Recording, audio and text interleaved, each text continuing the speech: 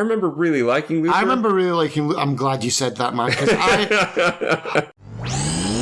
Hello and welcome to Filling in the Gaps. I'm Justin. I'm Darren. Here on Filling in the Gaps, we typically talk about puzzle games and puzzling movies, of which today we're going to talk about the movie Looper. Yep. Some details. Looper comes from 2012, written and directed by Rian Johnson, who we would know from Knives Out, Episode 8, The Last Jedi, and The Brothers Bloom, which if you haven't seen, that is one I would recommend. I saw Looper first and then went back and watched Brothers Bloom. I actually think Brothers Bloom is one of his best movies and maybe just best works in general. Okay, I've never even heard of that before. What's that about? It's sort of a crime movie with brothers. Okay. It's quite interesting, I think. Has Mark Ruffalo, I believe, and Adrian Brody. All right, okay. Like I said, I would recommend that one. As far as Looper, its stats, we've got IMDb at 7.4, which is in the watchable decent range, I think. Mm-hmm. Rotten Tomato critics at 93% and the audience at 82%. It is just under 2 hours. Kind of surprised the critics. All wrong. I'm kind of surprised the critics are that high. Yeah, honestly. And just to go back to what you said, it's like we've done the Last Jedi episode, which is infamously long. Well, no, we didn't. What didn't we? Was it not? No. Oh no, we did. It was the Phantom Menace that we went way too long in our first one. Last Jedi was just part of our Star Wars roundup, I believe. Ah, okay.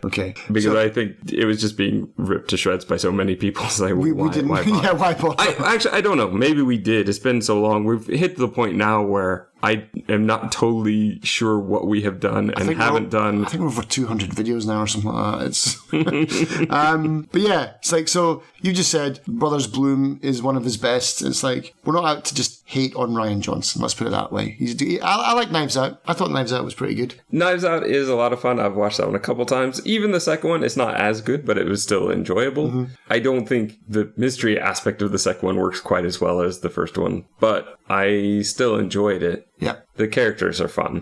Looper, I remember really liking Looper. I'm glad you said that, man, because I remember really liking Looper, and then I watched it for the podcast yesterday, and I was like, why did I like this? I know a bit of why I liked it. I think that it doesn't hold up as well when you start really thinking about it. That's the thing. That's what got me. And it's like, and in the movie, and they did this in Tenet as well, and I never forgive them for that. There's not only once they say it in Tenet, but they say it twice in this film, and they're like, just don't think about it. Bruce Willis says it, and so does Jeff. Is it Jeff Daniels? Yeah. Jeff Daniels says it as well. So they say it twice in this film. Hey, I know none of this makes sense, but just don't think about it. And I think if you don't think about it, then this movie's all right. But if you do think about it, then you're in for a bad time. It has an interesting ending. I don't think it holds up now that I've actually thought about it, though. Yeah. I will say this as well. I remembered virtually nothing except that this is a time travel movie, and pretty sure that even in the trailer they give away the basic premise of the time travel. I'm not going to give it away here because we're in our spoiler-free section, but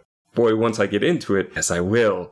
For now, though, I would say it's definitely worth watching. I think that it is an entertaining movie. I think there are some good performances here. I think, especially if you just like to watch stuff to watch it and you're the type of person that won't overthink it, this is a great movie. However, for me, I'm shocked I like this the first. So am I. And I wonder if I've fooled myself into remembering that I liked it, because a huge chunk of this movie I had completely forgotten about. Major plot points that the whole movie is based around, I had completely forgotten. Mm-hmm. The only thing I really remembered was the time travel, and I think that to me is still the part that works the best. The reason for the time travel, the way that it's used as a function of the society in this world is very interesting. It's everything else that goes with it that I'm just not totally in sync with anymore, I guess. If I ever was. Because like I said, I don't remember any of the other stuff. It was mostly the first 20 to 30 minutes when they're explaining the world that I was watching this going, yeah, I remember this. This is great. And then I hit a point where I went, I don't remember any of this stuff. So my recall of this was not good. I really just remembered the beginning and the world building, which I quite like. And I still like that. Mm-hmm. It's just some of the other stuff I don't. It felt like, again, two movies smashed together. I would agree, and not in a way that on second viewing worked for me. Maybe I'm just older and more cynical now, but it's pretty old and cynical in 2012, so I would have expected myself to not like it then. Older and cynicaler now. Maybe.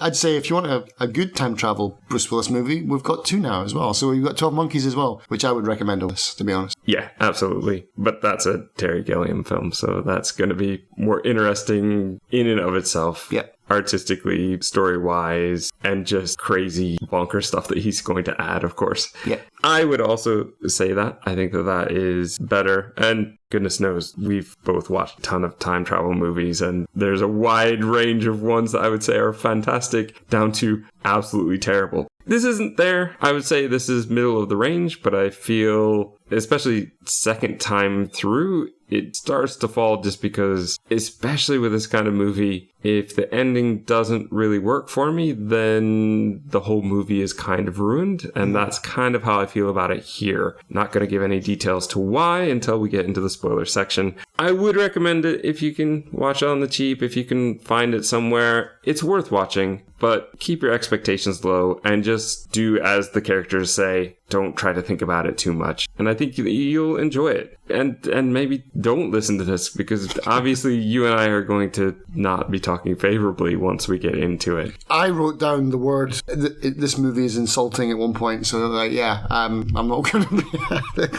The knives are out. Okay. So, for those of you that are worried about spoilers, this is time for you to go away. For the rest of you that have already seen this movie or really don't care about spoilers, well, join us in a second, because here it is, your spoiler warning. I love the opening. Joe, who is played by Joseph Gordon-Levitt, I at times may call him young Joe versus old Joe. I mean, we're in the spoiler section now. Joe sits on an empty field, looks at a watch, practices French. There's a tarp in front of him. He stands with a shotgun. It's not really a shotgun. They call it a blunderbuss, though it's not really a blunderbuss. No. It just looks like a big tube, doesn't it? Yeah. A man appears with a bag on his head. Joe shoots him. Perfectly timed. He stands up just in time to fire. Yeah, it seems like all of his marks come in at exactly like on the 30 dot. We have the title card. And then voiceover. Boy, did they love voiceover in this one. Time travel was invented 30 years from now, which I was quite confused because I thought, in my head, and looking around at the world, I love the way this sort of dystopian future world looks. They seem to have cars from just about 2012 or older, but they've all had solar panels just sort of attached to them. There's a lot of the same technology, but slightly better. And my thought originally was this is sort of an alternate world. Okay. 2012, or maybe slightly into the future, where the time travel had both improved things because we can have cheaper solar panels that will run all the cars and things like that, but also put a lot of people out of work because of the technology, which is why there's so much poverty. I don't think that's the case, though. On this watch, I'm pretty sure that this is meant to be 2044. Yes. And old Joe comes from 2074. Yeah. When time travel is invented, or around then anyway. It seems weird that time travel was invented 30 years from now, and that exact year is when all of the future stuff happened. Yeah. It also seems very weird that time travel got invented, but the only people that use it are mafia bosses. I kind of like that, though. I don't. You don't? Okay. No, because it doesn't make any sense. Because there would be like a CIA time travel agency. There would be the scientists who invented it. It's not like they would invent it and then disappear underground. It's just like, right off the bat, you've lost me. It's like, no, I saw a potential for a way, way different movie. Just a cool movie where, well, we'll get into that in a minute as we go through the film. But there was so many bits where it's just like, why did you choose this? Why did you go with this rather than this other stuff that would be way cooler? Like, yeah, I don't know. Mafia boss time travel. Okay. All right, I'm in, I guess. To get rid of a body, though, in the future is incredibly difficult because of the police technology, apparently. So the idea is to send a person back with silver, and that is how you pay these loopers. Yeah. So the cops, they just there's all these people going missing in the future, but they can't find them. Right. The body is gone. I like that. That's an interesting concept. Yeah. I mean, maybe it's me wearing my tinfoil hat, but you cannot tell me that the government doesn't have their own CIA Department of Time Travel. Come on. Maybe they do. But that's what I'm talking about. This movie is missed. There's so many holes in this film that it bothers me. I understand that. I think it's a bit cleaner because of that, and I'm okay with that, but like I said, the first 30 minutes I'm really into. It's some stuff that comes up after that that I'm not a big fan of. But that let me just get this out of the way while it's in my head as well. But that's the thing, is that I think people who go to watch time travel movies, or at least maybe I'm out of line saying this, but people who go and watch time travel movies are there because they want to think about these things and imagine all the paradoxes and stuff like that, and that's clever and stuff like that. Whereas this film removes all the cleverness and just is a popcorn time travel film almost. Yeah, but there are some of those. I wouldn't say that they don't exist. So I think that this has a place. It's just maybe not for us. We're going to see him go to the diner. He's regular here, obviously, as he chats with the waitress, and she asks, how's the French going? At work, he drops off the gun. There's a spot to drop your blunderbuss off. Yeah. Drop off your silver. Get some cash that looks really weird. Red or something. So he died. A coworker, I think, says, are you going to the Bell tonight? So the Bell's going to be a big issue. In his apartment, he's practicing French. We see him get dressed. He has a nice car. All of these people have a nice car. They are young and have lots of money. Yeah. They do a drug that is eye drops into the eye. We're going to see that a lot. They're all hooked on that. He goes in through a back door and they check him for weapons. He goes to talk to Susie, one of the workers there. So this is, I'm guessing, like a strip club / brothel. She's already booked for the night. He's disappointed. On the way here, he's picked up Seth, who has this hover bike, rocket bike thing that he can't get to work. He fends it off this guy who doesn't even seem to care about him. Don't even look at my bike. But we also see on that ride in that Seth is floating a coin. And we hear all about the 10% of mutants and how they have this TK ability, but pretty much all they can do is float coins. This is the part to me that feels shoved in here and doesn't work quite as well. I mean, I know they wanted to get it in for the end of the film. Yes. But then include it in the film. Make it part of the film, not just like an add-on. It's just tacked on. Oh, by the way, people are telekinetic. They have telekinesis. All right. And then we'll just forget about it for the next half of the film. Yeah. I think that it needs to be introduced more, that some people have this, but also see other people who are better trained. Do you think if this TK ability exists, again, authority figures, authority organizations would be having some of these people on staff, and they would be using them to even do simple things like move a door latch on the other side so you don't have to break down the door or something. Yeah. See them unlocking a car door, a locksmith. Yeah. I got locked out of my car. Use your TK. Boom. Yep. Give me the money. I think things like that would make it feel like it's much more part of the world. It's not tacked on in the fact that it gets thrown in only 5 seconds at the end. No, it's throughout the movie, but it's tacked on at the front of the film. That's what I mean. It's like it's tacked on at the beginning, and then the movie doesn't do anything with it and forgets about it and says, "Oh, remember that thing we did in the car where Paul Dano floated a coin? Oh yeah, it's back now, and it's really, really, really important. By the way, it's like, what? Come on." Yeah, that's how I feel as well. At the Bell, though, after we've had that whole Susie talk, we find out that Zach is with Abe. Zach closed his loop today, so this is part of the contract. At the end of your time, you have to kill your older self and get a stack of gold bars. They celebrate, and then this is just going to become the montage, basically. There is a point where he's driving on this drug and he nearly kills some kid in the street. Doesn't really seem to play into anything, though. Okay, you're shaking your head. Yeah, exactly. Yeah, it's okay. Just another nothing burger in the film. I think if they showed him saving a child at this point, that'd be something. If they showed him harming a child and not caring because he's so on drugs and so into his own world, that would be something. This is just, he's dangerous because he's on this drug, I guess. Okay, so the montage. Joe doing looper work over and over again. Many talks of loops being closed. Suddenly, many of them are being closed. Mm-hmm. After that, the apartment. Joe looks tired. He's woken at night by some knocking. Seth is at the window, worried. We can already tell, even before Joe gives us the voiceover of what's going on.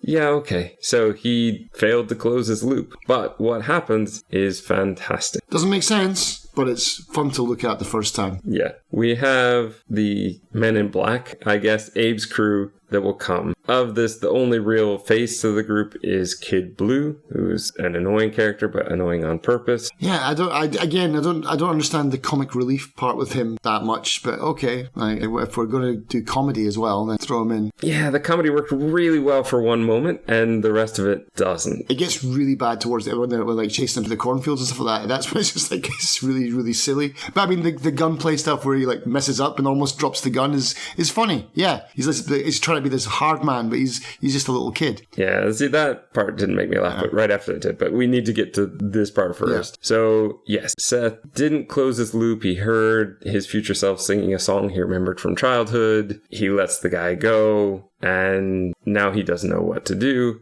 Abe's crew has come to kill him or take him in. Actually, take him in, we find out, is what Abe's plan is. Because the thing is, to remove somebody from history causes all sorts of problems. Mm-hmm. And I totally get that. Though it feels like this would also cause some problems because of what they do to him. And maybe that's what you're talking about. Seth is hidden in a secret vault where Joe has been storing silver. I don't know why that's a problem. Abe makes it sound like, we know you've been hiding half your stash, but is that a problem? Yeah. He would have the money either way. Mm-hmm. Would you rather he have it in cash? I guess he's just saying, we know you've been stashing it, so we're going to take it. Yeah. He uses it as leverage. That's true. And Joe gives in to that as well, because he doesn't want to lose that. That's everything he's worked for, his whole future, I guess. That conversation between Abe and Joe is quite good. Yeah. I'm not even going to threaten you with physical violence, even though there's a hammer right here on the table. He's known for this, obviously, because he's like, you think I'm going to smash your hand with a hammer? Like, no, I'm not. I'm going to get what I want just from talking. Yeah. No, I like Jeff Daniels in this. He's great. Yeah, really good there. But again, what I wanted to know was, I would have loved to have seen, who was he? Is he part of this crew? Is his future self part of this team that he's got now? Like, because I was going through the film thinking maybe the Kid Blue is him from the future, and so that's why he's got this kind of fatherly thing for him. But then he smashes his hand and he doesn't have his own hand smashed, so it's like, okay, so that's not. But I thought that would have been just clever to have him to give hints at, hey, this is me, but he can't really interact or know himself. I can see that, though. I think it's a bit ruined by the fact that Kid Blue has a bad leg, which is something he says right after the part that really just made me laugh, because he's threatening Joe. Right. Kid Blue has a gun aimed at him. The moment is finally over. He's starting to put it down, and the door just swings out and knocks him down. The gun fires. Yeah. And Abe says, you didn't shoot your other foot, did you? Right, yeah. So that's where I was pretty sure I didn't see Abe walking with a limp or anything. Right. So I didn't ever have that, I think, enter into my thought. Do you think that that's the reason why they elevated the door off the ground just for that one gag? So they could hit him in the head with the door? It's possible. Because that door is like up some stairs, it's like a porta cabin going on. It's like, why is the door up there? I just don't understand. There's a lot of those kind of things in this movie I just don't understand. Yeah. And I guess you could just attribute it to, well, I guess this is the future. But yeah, some very odd choices. Stairs in the future. Yeah.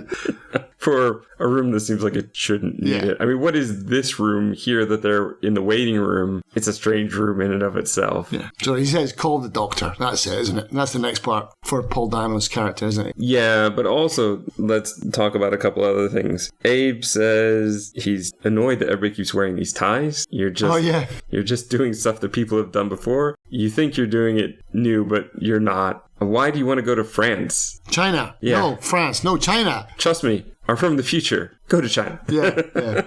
I will say as well here, this is where we get to see young Joe's, what's his name? Jason Gordon-Levitt. Is it Jason? Joseph. This is where we get to see Joseph Gordon-Levitt actually act. I think he does a great job of impersonating Bruce Willis's mannerisms. He pulls it off quite well, I think. And the makeup that they've got on him is kind of good. They've got the Bruce Willis nose. I don't know. I'm glad they went with that rather than like CGI or something like that. Like, especially in 2012. Yeah. However, I think it's completely unnecessary, and I just find it distracting. Right, yeah, it does get a bit weird, especially in the diner, but... I think the shots that are, say, here in this building look really good, but when he's out in the sunlight, it doesn't look as good, and it looks kind of strange, and I feel they've done a great job. Like, you don't see the seams or anything like that. Right. That is fantastic, but there are a couple problems I have, and some of those are personal peeves. One, we know what Bruce Willis looked like when he was 30 years younger than that. Those were his moonlighting days. Yeah. Not the same. Mm-hmm. Also, I feel that the makeup sometimes, especially forehead, eyebrow-wise, limited some of the facial expressions, and at times took it away and put it into the uncanny valley for me, where it looks like a human face, but there are things that don't seem to be quite working the way that they should, or expressing the way that they should. And so I do feel like we've missed a little bit out on the performance because of that. And personally, I'm one where I would rather suspend disbelief and know that Joseph Gordon-Levitt doesn't look exactly like Bruce Willis, but just assume he will become Bruce Willis. We don't really have to get into what has become the norm now of doing the CG to make the younger face or doing the CG to make sure that they match almost exactly. I don't think we really need that. I think if you're going to have the older actor play the same character younger, okay, de-aging, I'm somewhat okay with. But if you're going to have a different actor altogether play the younger version, my personal preference is just let them play it. Just go for it. Yeah. You have enough hair color. I know that some other movies have done things where if there's one particular facial feature, a scar or something, that remains. That's really good for keeping things in tune in many ways, though sometimes I think it's overdone even in that case. But I think it'd be better. I think it's better for the actor to not have to do the makeup. 4 or 5 hours of makeup every day. Yeah. They definitely didn't give Paul Dano's older actor the same amount of makeup time. He's like, yeah, you just go in and do your thing. Yeah. But let's talk about him and what happens to him because, wow. Things just start appearing like a scar that tells him where to be and when. And he's trying to get on a train and get out, but he can't. And as he's there on the fence, fingers start disappearing. Right. And his nose disappears. So he tries to get there. And as he's getting there... Feet disappear. So he can't even control the car. They really didn't give him enough time to get there. No, it was like, get here now. It's like, well, I'm like 10 miles away. But this is where my overthinking brain has trouble. Yes. It's such a cool idea, but if you're going to say removing a person is a problem because of time paradoxes, removing a huge part of a person is also a problem, and even imprisoning them is also a problem because you have taken them essentially out of their timeline. And also, you wouldn't see the scars appear real time. They would have always been there. So things wouldn't he would have arrived with no nose and no fingers. I'm willing to give them that one because they have changed time. This is a paradox. Where this didn't happen the first time through. And that's a big part of something that you have to rely on this movie, or you can't really enjoy it at all. Yeah. You have to assume that the future can be changed. Yeah. And so here, the future is being changed. He had all his fingers before because the first time things went right. Now, if you're saying that it never went right, then yes. But I think they're trying to say that something changed this time. Yeah, and they do that later on in the film where they show 2 different timelines with Bruce Willis. Exactly. And I think that that's what they're trying to lead at. I can see why it would be confusing at this part of the movie, but I think once we see that, then we can start to put that together. And we can rely on that. I'm willing to say that the future can be changed. Otherwise, we're stuck in one of those movies where it's already happened and gives me that problem of, but what happened the first time? How did this loop become created? Right. This movie doesn't have that problem, and so I appreciate that. In the Bell, Susie looks unhappy to have to work with or for Joe because Abe's offered him an hour on the house. She drugs him and she talks about something like obviously what he wants as a mother. He doesn't remember his mother. What he ends up settling for is just her running her fingers through his hair in a motherly fashion. That's kind of all he seems to really want. He doesn't really seem to want love here. He's willing to give her the silver he wasn't willing to save Seth with so that she could raise her kid. She turns it down because that always comes with strings. Yeah. In the apartment, Joe checks out his silver. There's blood on it. I think the silver here is also symbolic, going back to Judas. Yeah. At work, Bruce Willis as Old Joe. That's, I think, even in the credits, how he's credited. Old Joe has no bag. He's not tied down. He turns his back so that the blunderbuss shoots his back and just the gold. He's safe. He takes one of the bars and hits younger Joe. Fade to black. Cut to black, really.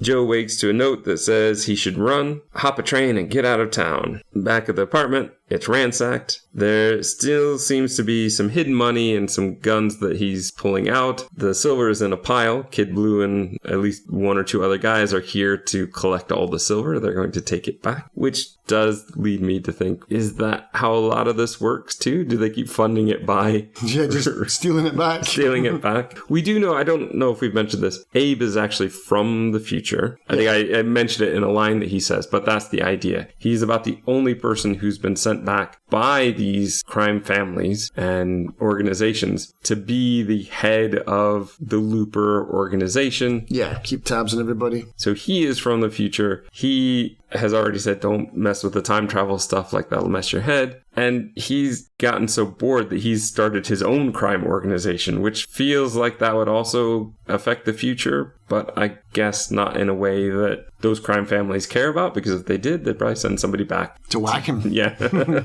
So maybe he's giving some of his current money to them in the future somehow, and that keeps them happy. That's my filling in the gap for that, because otherwise I don't understand how he could do anything out of line and not suffer any repercussion. Yeah. And I just wanted to see more of that. I wanted to see, like, how would he communicate with the future? Like, you'd have to have, like, a drop. Like, it would have to be a safe where he'd, like, write a note, like, everything's all right, here's the day's takings, whatever. You leave that in a safe, and then you just leave it there for 30 years, and then the future crime family would open it and be like, okay, everything's going according to plan. Like, I just wanted to see little bits like that. I don't know, that's me being picky. But, like I said, I feel like a lot of missed opportunities in this film for being clever, where the movie just comes off as being a bit dumb in point. Is this the point where we get to see the alternate timeline coming up? It's coming up, yeah. So Joe essentially is going to lock Kid Blue in his vault. After smashing his hand. Run. The other guy comes out shooting. He's going to fall from the fire escape. That's right. This is where we get the massive amount of montage of year one, because we see the first life, I guess. The way it was supposed to be. The way it was supposed to be, the way it happened for old Joe, and the fact that he did close his loop. He started to travel. He visited all sorts of places like Shanghai,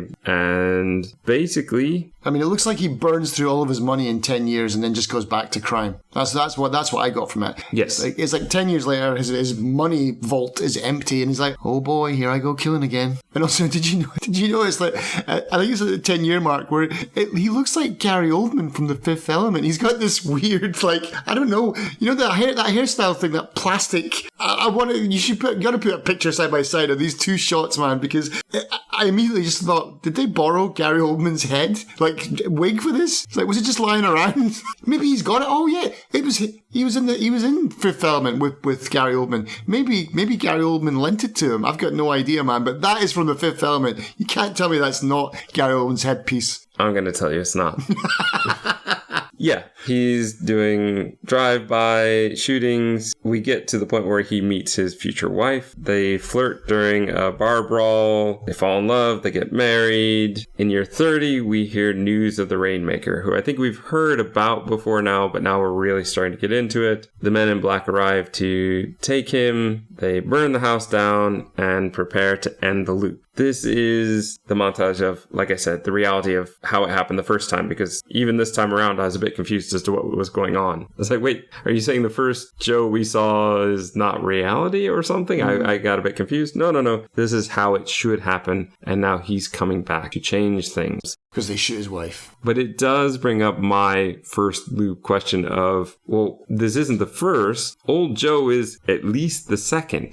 Because he shot his old Joe. So what did that old Joe do? And how has that been different? Because obviously he didn't put up a fight. Right. So we're back into a bit of my paradoxical, wait, but how did it happen the first time? Right. What was the first life? Yeah. And that kind of makes it, like, I get it. Okay, alternate timelines, but then it doesn't matter because in one of the timelines she lives. So it's like, what, you're going to go through the multiverse to save every version of her? Come on, get out of here. They don't really do multiverse in this, and I kind of think that they don't want to with their don't think about it. But there's at least two. There's at least two. And so it doesn't matter. That's my point, is it doesn't matter because in one of the universes, in one of them, she doesn't live. So really, who cares? It boils down to, well, meh, doesn't really matter. And it should be about the Rainmaker, but it is and it isn't. I don't know. This movie is just, it's daft in a way. In our timeline, old Joe robs a convenience store to get aspirin and even steals the guy's coat. He struggles with paradoxical memories. This is a real issue for him. As things change, then he gets a new memory and apparently it's quite painful. He tries to use memories to avoid Joe, which to me is the interesting aspect of this story. What can younger Joe do to avoid old Joe remembering exactly what happened? Right. He actually watches Joe go into the apartment. He shoots one of the other members of the gang who's sitting in a car, and then he shoots the big guy at the top of the fire escape who was firing at Joe. However, in falling, or perhaps running and getting shot, he loses part of his ear. So now both of them are missing part of their ear for the rest of the movie. Right. Abe tells crew to watch the train yard. They keep going to the train yard. Is it the only way out of town? So, yeah, 2044, we only have trains. You know? Cars exist, but they all seem to want to go to the train. I mean, again, world building, the lack of it. It's like maybe that's a way that you can hop time. Maybe in 2044 there's all eye recognition, like Minority Report stuff when you're driving your car through toll booths. But again, nothing is explained. It's like, just accept it. That's it. And I don't want to accept it. I'm sorry. It's like, I want you to tell me the story. Like, I'm interested in this world. That's what annoys me. If I didn't like the film, I wouldn't be this harsh on it. It's because I do like this film. I'm like, come on, you had so much chance to do something great with this and you kind of just flubbed it, you know? It's like so much missing. Yeah. But the problem here again is if younger Joe did run away, he'd be doing a totally different life. So he wouldn't have met anyone, or he would have met somebody totally different. It wouldn't have the same ending. Yeah, and that's again where they dropped the ball, is like with what's her name on the farm? Emily Blunt's character. Sarah. It's like, because they talk about this in the diner where it's like, you'll meet someone, I'll just go meet someone else. Yes. And then she'll live. But Bruce Willis is so hell-bent on this weird revenge plot for this one timeline that he won't have it. But essentially that's what young Joe does, is he meets Sarah and she gets him rehab. Yes. She rehabilitates him. And it's like, all right, well, let's do this. But again, the movie's like, no, we're not doing that. Just come on, man. Just you keep making these plot points, but then abandoning them. Right. Okay. Let's go ahead and skip ahead. I mean, there is a whole point where Kid Blue is desperate to prove himself, as though Abe is his father figure and he needs to do something good for him, but he just continually makes it worse. Yeah. We see old Joe has this number and he's trying to look it up. And how Sarah ever puts that together is an absolute mystery to me. Because what? I mean, it's the birthday of the kid. And the medical code of the hospital he was born. Okay. Birthday, maybe. Yeah. Maybe she had to fill out 1,000 forms with that number on it or something. But that's a long, long series of numbers to put together. Yeah. I do like the diner scene, though, where we see them at odds in their conversation. Like you said, the younger version saying, well, I can just change it. And then she lives. No problem. But old Joe wants to stay with her. And as younger Joe will say later, I think the idea is if he fixes everything here, he just disappears as though he never had to come back in time and everything is fine. And he gets to be back with his wife again. But again, it's an alternate timeline that you created so you wouldn't. It's like, yeah, it's stupid. I know. It's dumb. And that's the problem. When you start thinking about the movie, it loses that. Yeah. I think the first time I let it wash over me, which for me is amazing. Yeah, because that's usually what I do when we're having this conversation. Yeah. I'm the one that's just like, I'm just along for the ride. And I was the first time, because that's the thing, is I feel like I must have the first time just enjoyed what was happening, said this is an interesting take on time travel. I like the world building of the first 20 minutes, but then it just, here's where it really starts to fall apart. But I like the conversation. I like the performances here. I think this is quite good. The identical plates of food being served. Yeah. I do think it's almost funny, though, that Beatrix doesn't say, are you guys related? Because she would have that familiarity with Joe. And she would be looking at them, and they obviously look very similar. Is this your dad? Yeah. To say nothing seems stranger than to be rude and at least try. We get more exposition here about the Rainmaker. Mass executions, vagrant purges. The why it led to vagrant purges, I have no idea. It doesn't seem to fit. Again, don't think about it. The Rainmaker is the one closing all the loops, apparently. And it makes sense, because you'd be like, well, maybe someone will go back in time and kill me. But I think that's what they're going... That's never explained. It's not, but that's kind of the theory I was going with as well. Right. I want to make sure that I'm safe, so I'm going to close all the loops. Do you have to send them back to close the loop, though? Couldn't you just kill them in the future, and thus the loop is closed as well? And I think by this point, by about the halfway point in the film, I'd just given up. I'm like, well, if you're not going to think about it and try and explain it, then why should I? You know, it's like, just, okay, whatever, let's go. You know? They fight. Then Kid Blue's going to enter, gunfight. Kind of a funny part where Joe runs out as well with them to try and shoot old Joe. And then as soon as old Joe has escaped, they all turn on younger Joe. Kind of just look at each other and go, it's me. Yeah, I'm out of here. Yeah. But there's a really funny point before this where, because Bruce Willis also has a look with young Joe, and he's like, oh no, you're not on my side, and he ducks behind a table or something like that. There's a bit, he shoots out a window to jump through it, but then he jumps through the other one. It's like, it's so funny. It's like, yeah, he shoots out the window on the right, and you're like, it's obvious that he's going to dive through that, but then the stunt double just crashes through the one on the left. It's like, it's so funny. I mean, it's totally unintentional. We're going to see Sarah chopping a stump by the farmhouse. Yes. This is one of the least effective ways to get rid of a stump. Top down. Yeah. With a hand axe. I think that this is more symbolic than anything. Perhaps about how she is struggling to do the same thing over and over again and not making any progress. Mm-hmm. I'll give them that. It's okay. It's not done too much in the movie, but it is kind of weird. Yeah. Maybe it's just her way of getting out of the house and getting a bit of alone time. She smokes a fake cigarette. Don't know what that's about, because she's got cigarettes. It's not like she's quit, because she smokes one later, but... She wants to quit? Really, no. I've got no... Because I had to rewind. I was like, did she just fake smoke a cigarette? Yeah. Rewound it and watched that again. It's like, yeah, she did. Okay. She makes breakfast. She spots Joe in the cornfield. She takes her shotgun out and threatens him. We're going to see Abe smashing Kid Blue's hand for messing up. Mm-hmm. Kid Blue says, well, something along the lines of, I thought you'd be proud. I tracked him. Mm. Oh, you want me to be proud that you messed up?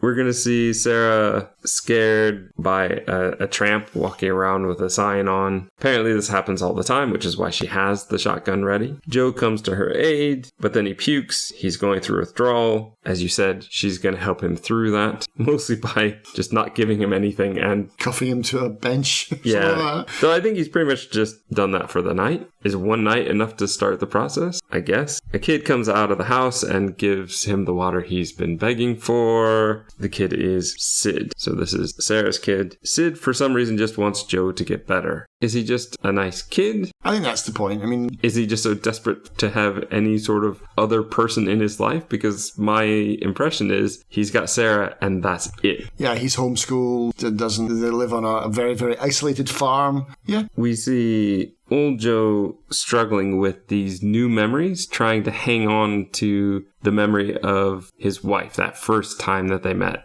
And so apparently this is how he's fighting through to keep those memories, despite the fact that the world is changing around him.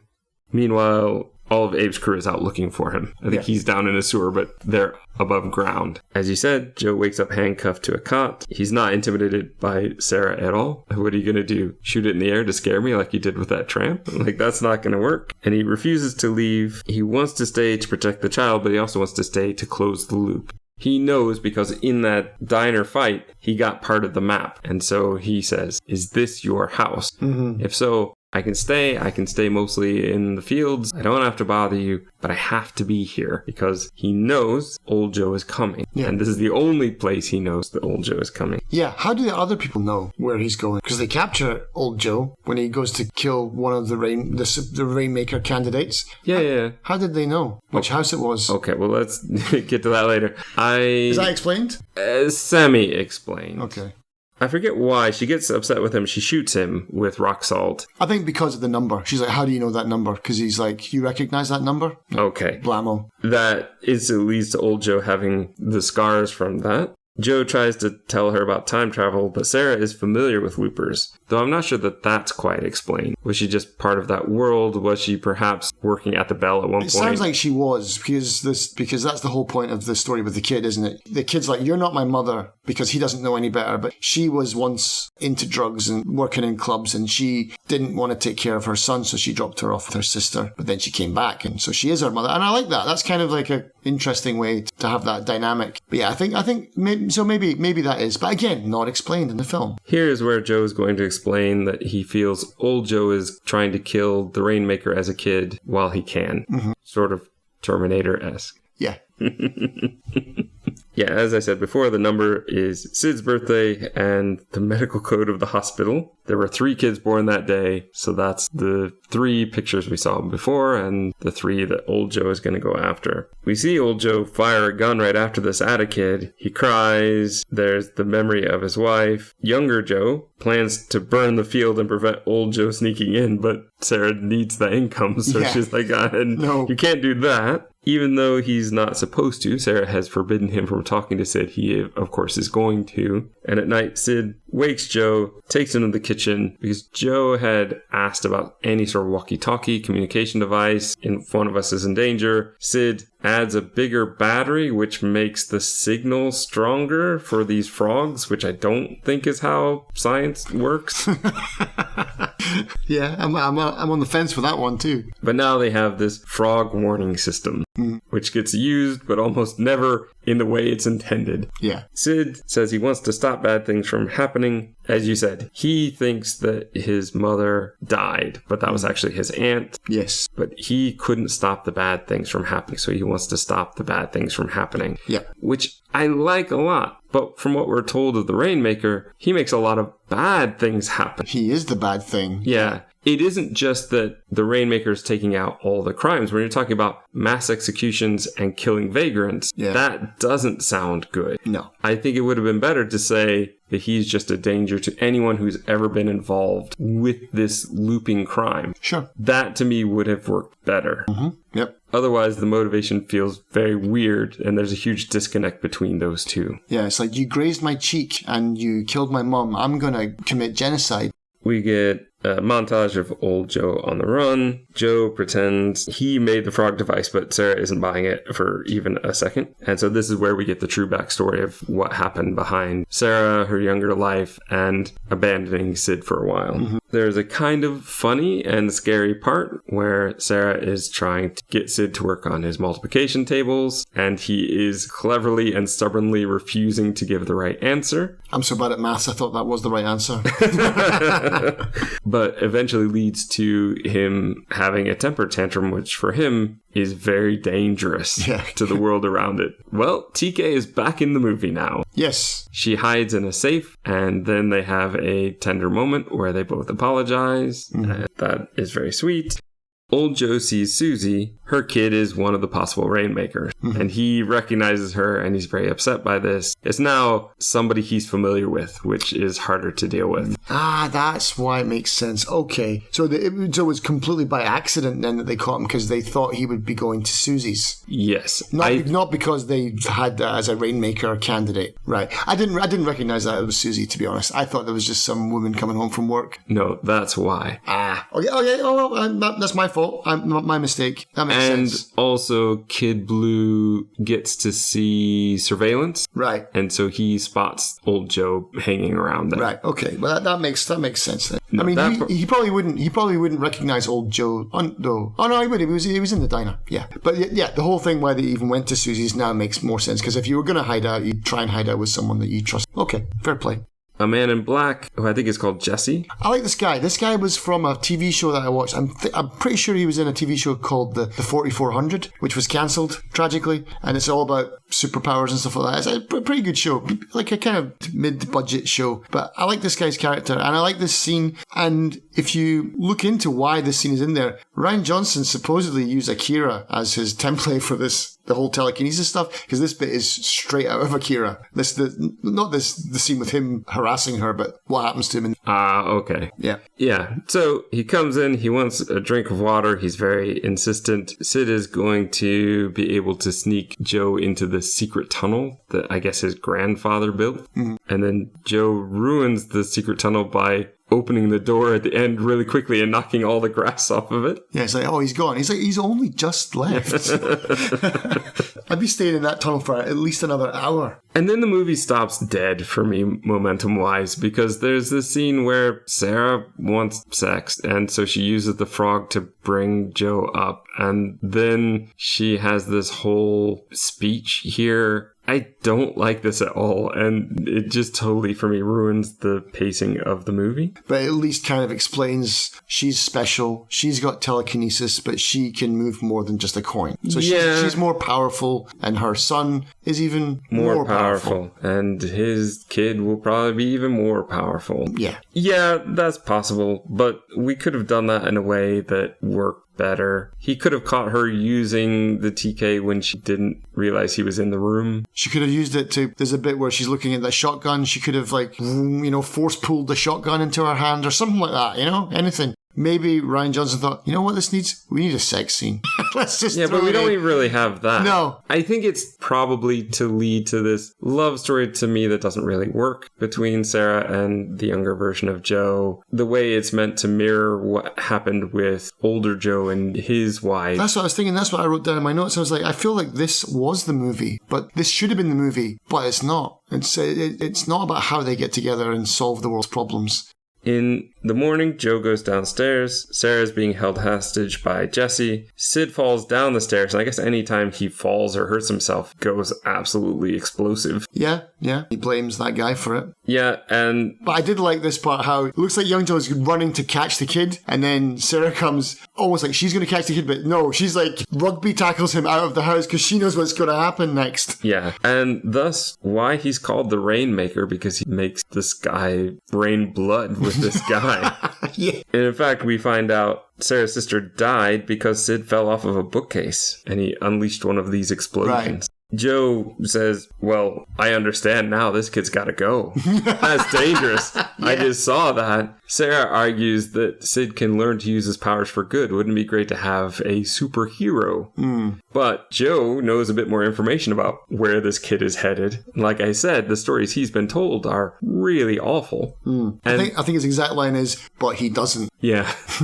Then, however, though, he goes into the field, he sees the kid is very upset over what happened and comforts him instead, decides maybe he isn't bad deep down and he could learn to use his powers for good. Again, you know the future. It's like, okay, we're into now changing timelines for that. Fair enough. Don't think about it, Darren. Joe knows that old Joe will remember everything that's happened now, and thus she must get in a truck and just go. Yeah. The why he tells her to go north, I don't know. He shouldn't know where she's going at all. That would be the better. Yeah. North at least gives old Joe a direction to head in. Kid Blue brings old Joe back to the base. Old Joe just destroys all of them. Yeah. Because he's Bruce Willis. Yeah. I'm okay with this. It's fun. I'll let it slide. Yeah, me too. It seems highly unplausible, especially with just some of the shots and some of the action here. Mm-hmm. Just feels like he should have been shot. Yeah, let's take him into the room full of guns. Yeah.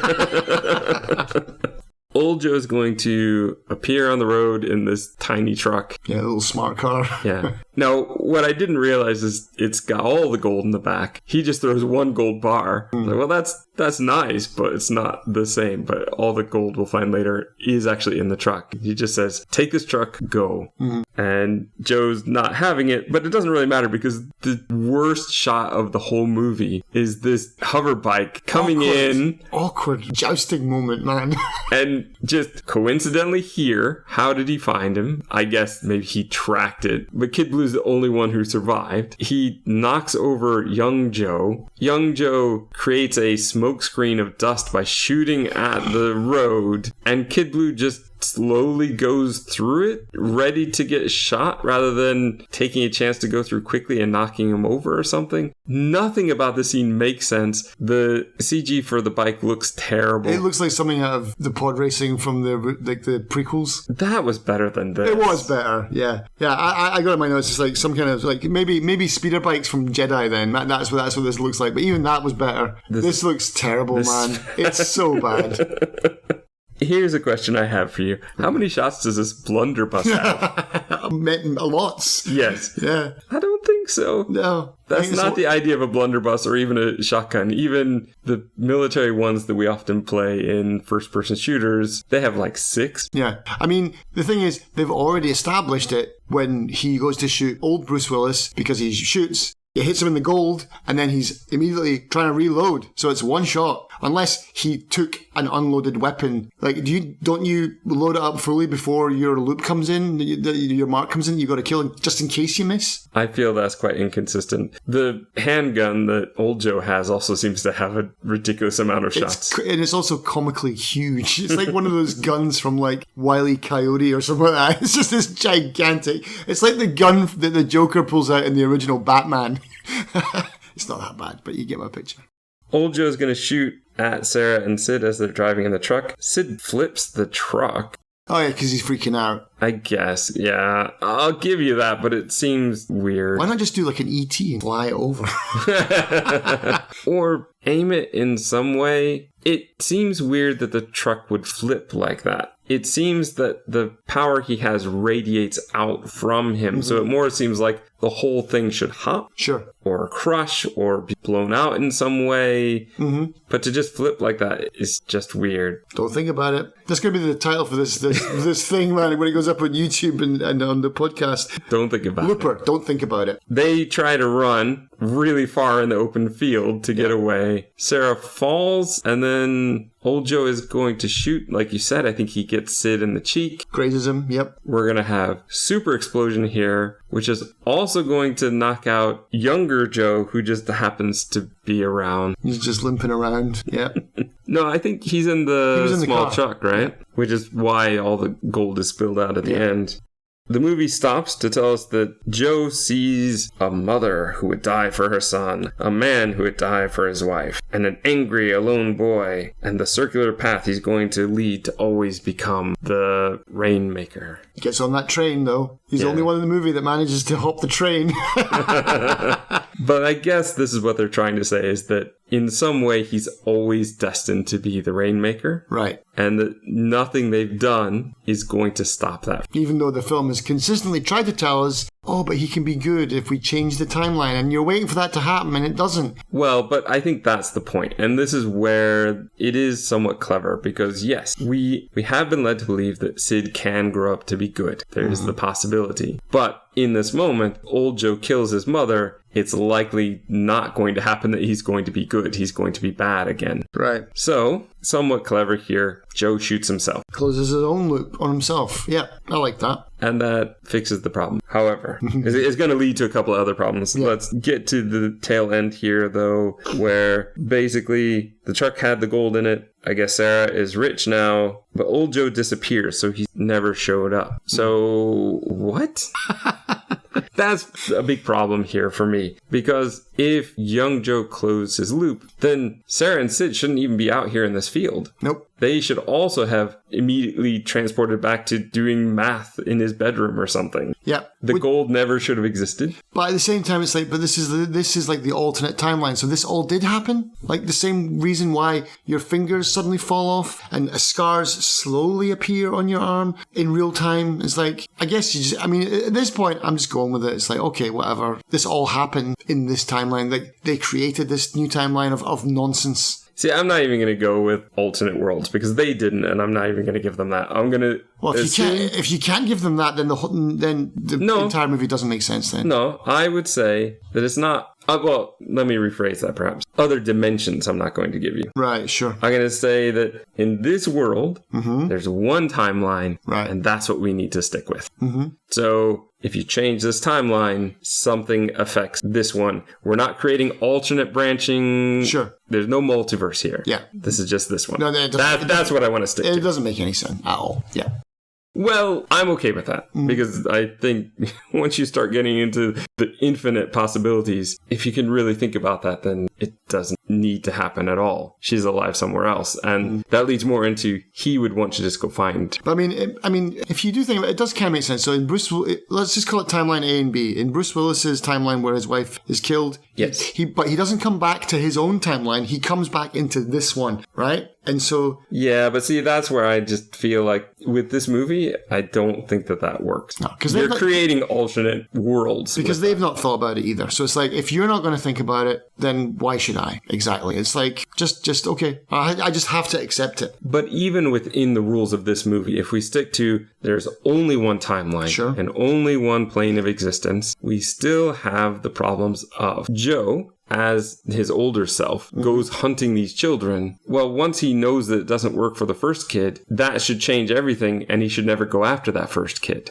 Same with the second. Right. Once he knows who the Rainmaker actually is, everything should be changed so that he never goes to kill the other kid. It should just come right here. Yeah. So it should be constantly evolving. And I don't feel that that's what's happening. It happens physically with scars and those kind of things. But Sarah and Sid are still left out in the middle of a field that they shouldn't be. Old Joe still killed those other kids and he didn't need to. And the Rainmaker still killed his own aunt. So that's good. And he's still deeply distraught by that. So it's like, yeah, he's still a bad kid. That was my final note there is we don't know that Sid grows up to be good. How do we know that? No. They should, maybe in another edit they've got like a nice happy ending, but maybe it didn't go down well with test audiences or something like that, so they took it out. I've got no idea, but there's no closure to the film. So did it work? Just figure that out yourself. It's like, no, I don't want to. Done enough trying to figure this stupid film out.